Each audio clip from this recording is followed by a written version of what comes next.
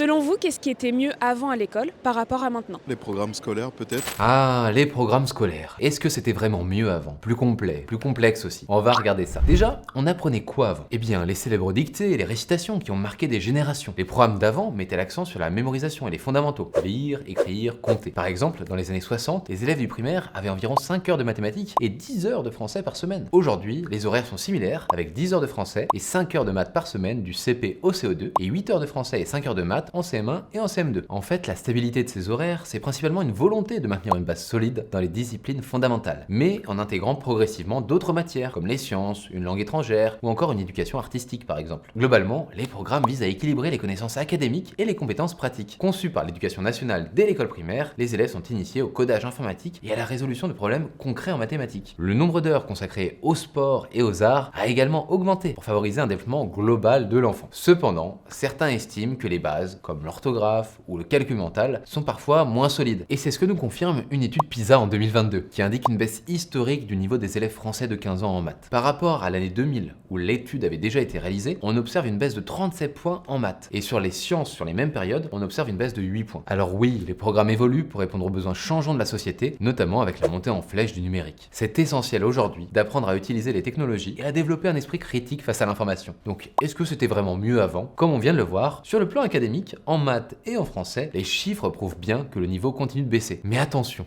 à contrario, la réussite au bac et aux examens est plus élevée qu'avant. En fait, l'accès à l'enseignement supérieur était bien plus compliqué avant. Par exemple, en 1950, seulement 5% des jeunes obtenaient le baccalauréat, contre 77% en 2014. Et ce chiffre, il continue d'évoluer pour atteindre 81% en 2019, si l'on prend en compte les 3 filières, générale, techno et professionnelle. Et c'est justement grâce à cette diversification de filières qu'on a pu atteindre de tels résultats. C'est pour ça que, comme on l'a dit, les programmes scolaires changent sans arrêt pour s'adapter de plus en plus au monde professionnel, là où les bases ne sont plus la seule importance. Là où des matières comme l'écologie, la technologie ou même les soft skills, donc des compétences comportementales ou relationnelles, sont au cœur des besoins d'aujourd'hui. Alors vous en pensez quoi? Partagez votre avis en commentaire.